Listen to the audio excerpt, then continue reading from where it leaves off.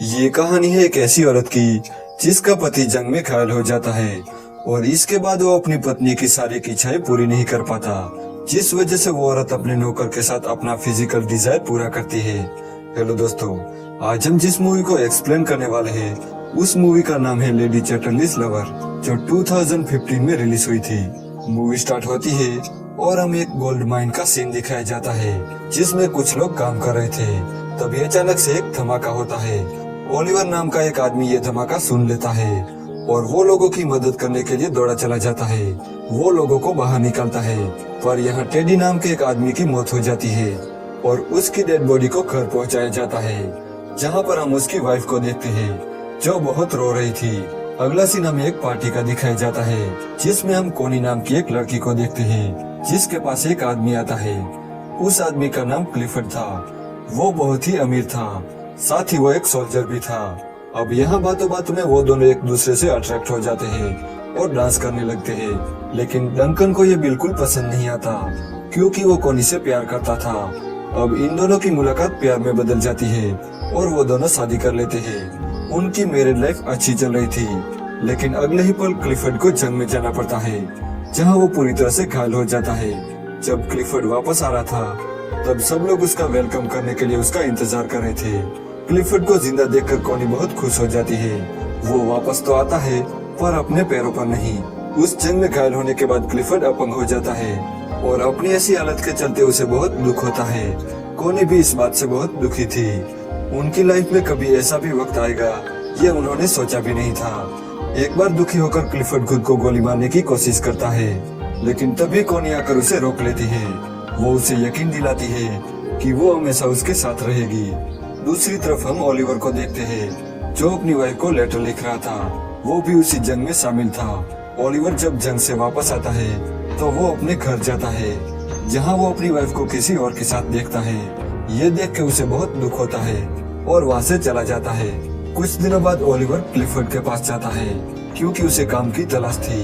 यहाँ क्लिफर्ड को पता चलता है कि ओलिवर भी जंग में शामिल था और उसकी टीम में काम करता था। अब क्लिफर्ड ये जान के इम्प्रेस हो जाता है और वो ओलिवर को काम पे रखता है। अब ना चलने की वजह से क्लिफर्ड एक बाइक लेता है जिसमें वो घूमा करता था। एक बार क्लिफर्ड कोनी को लेकर ओलिवर के पास जाता है। ओलिवर जंगल में बने एक कॉटेज में रहता था और वो वहाँ पर पक्षियों की देखभाल करता था। यहाँ कोनी पहली बार ओलिवर को देखती है और उसे ओलिवर बहुत पसंद आ जाता है। वो जाते समय उसे इशारा करती है पर ओलिवर उसका इशारा समझ नहीं पाता। अगले दिन एक औरत कोनी के पास आती है और उसे कहती है कि ओलिवर अपने रूम की चाबी मांग रहा है। तब कोनी कहती है कि मैं खुद उसे चाबी दे आऊंगी।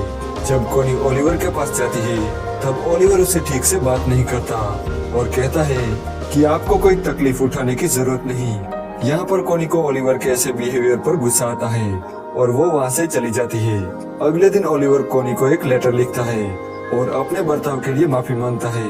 तो कोनी फिर से उसके पास जाती है जहाँ वो देखती है कि ओलिवर अपनी शर्ट उतार कर काम कर रहा था। वो उसके बदन को देखने लगती है और धीरे धीरे उसके पास जाती है। कोनी को देख के ओलिवर अपनी शर्ट पहनता है। वो उसकी बहुत इज्जत करता था। कोनी को ये जगह बहुत पसंद थी, इसलिए वो ओलिवर से कहती है कि मैं हर रोज यहाँ पेंटिंग करने आऊंगी। तो ओलिवर कहता है कि मैं ये जगह आपके लिए साफ कर दूंगा और मैं किसी और जगह चला जाऊंगा।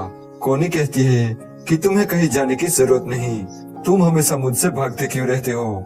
यहाँ पर कोनी ओलिवर पर गुस्सा हो जाती है और वो वहाँ से जाने लगती है, लेकिन तभी वहाँ बारिश हो जाती है। इसलिए वो ओलिवर के साथ कॉटेज में चली जाती है जहाँ पर वो दोनों आग जलाते हैं और अपने शरीर को गर्म करने लगते हैं। लेकिन अगले ही पल ओलिवर कोनी से दूर हो जाता है। वो कोनी के इरादे समझ रहा था, इसलिए वो उसे दूर भाग रहा था। यहाँ कोनी उसे कहती है कि तुम शर्मा क्यों रहे हो। तब ओलिवर कहता है कि मैं शर्मा नहीं रहा, मैं बस डर रहा हूँ क्योंकि अगर इसका पता क्लिफर्ड को चला तो मुझे अपनी नौकरी से हाथ धोना पड़ेगा। अब कोनी यहाँ निराश होकर चली जाती है।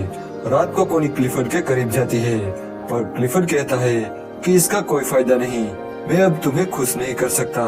एक दिन कोनी क्लिफर्ड से कहती है कि मुझे अफसोस है कि हमारा कोई बच्चा नहीं। तब क्लिफर्ड कहता है कि मैंने उम्मीद नहीं छोड़ी। वो अपनी बॉडी में करंट लगवाता है ताकि वो ठीक हो सके, लेकिन इन सब का कोई फायदा नहीं होता।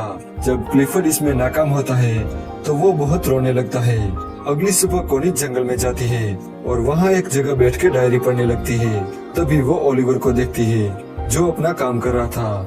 कोनी उसके पास जाती है, जहाँ पहुंचकर वो नन्हे चूजे को देखती है। उन्हें देखकर वो रोने लगती है। उन बच्चों को देख के उसे अपने बच्चे का ख्याल आता है जो शायद अब कभी पैदा नहीं होगा। कोनी को रोता देखकर ओलिवर उसके पास आता है और उसे गले लगाता है। ओलिवर ने कोनी से दूर रहने की बहुत कोशिश की पर आखिरकार वो उसके प्यार को कबूल कर लेता है। वो उसे कॉटेज में ले जाता है जहाँ वो दोनों गपागप करते हैं। कोनी पूरा दिन उसके साथ रहती है और अब शाम ढलने आई थी, इसलिए ओलिवर उसे घर तक छोड़ने जाता है। इस मुलाकात के बाद मानो दोनों को जीने की वजह मिल गई। एक रात ओलिवर कोनी की याद में बहुत ड्रिंक करता है तो वहीं दूसरी तरफ कोनी की नींद उड़ जाती है। वो भी उसकी याद में सो नहीं पा रही थी तो वो खिड़की से ओलिवर के घर की रोशनी देखती है और वो खुद को रोक नहीं पाती। वो उसे मिलने दौड़ी चली जाती है जिसे मिस बोल्टन देख लेती है। ओलिवर भी कोनी का इंतजार कर रहा था। वो कोनी से कहता है कि मुझे लगा तुम नहीं आओगी। तब कोनी उसे कहती है कि मैं तुम्हें कभी अकेला नहीं छोड़ूंगी और यहाँ पर दोनों खपाखप करते हैं। एक रात क्लिफर्ड के घर पार्टी होती है जिसमें डंकन भी आया था। क्लिफर्ड देखता है कि डंकन और कोनी एक साथ डांस कर रहे थे। अगली सुबह कोनी अपने सर्वेंट को ब्रेकफास्ट तैयार करने को कहती है क्योंकि डंकन को ट्रेन पकड़नी थी। तब क्लिफर्ड कहता है कि तुम्हारे लिए तुम्हारे पति से ज्यादा एक बच्चा पैदा करना जरूरी है।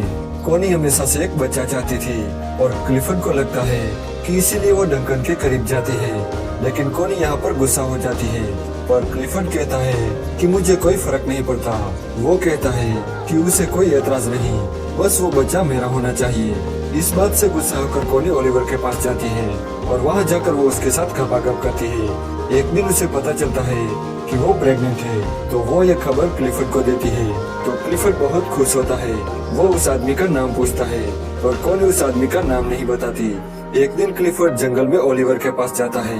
वो कोनी को भी साथ चलने को कहता है। जब वो दोनों चाह रहे थे तब ओलिवर पीछे से आता है। वो दोनों किस करते हैं तभी क्लिफर्ड उसे आवाज लगाता है। दरअसल उसका बाइक कीचड़ में फंस गया था। ओलिवर आता है और बाइक को धक्का देने लगता है लेकिन कोनी जानती थी कि ओलिवर के लंग्स खराब है, इसलिए वो क्लिफर्ड से कहती है कि मैं धक्का लगाती हूँ। तब क्लिफर्ड उसे कहता है कि तुम्हारे हालत नाजुक है। ये सुन के ओलिवर को लगता है कि कोनी ने सिर्फ एक बच्चे के लिए उसे रिलेशन बनाया था। इस बात से गुस्सा होकर ओलिवर जोर जोर से बाइक को धक्का देने लगता है। कोनी क्लिफर्ड से कहती है कि उसे रोको, वो खुद को चोट पहुँचाएगा, लेकिन वो उसकी बात नहीं सुनता। वो फिर से उसे कहती है कि वो मर जाएगा।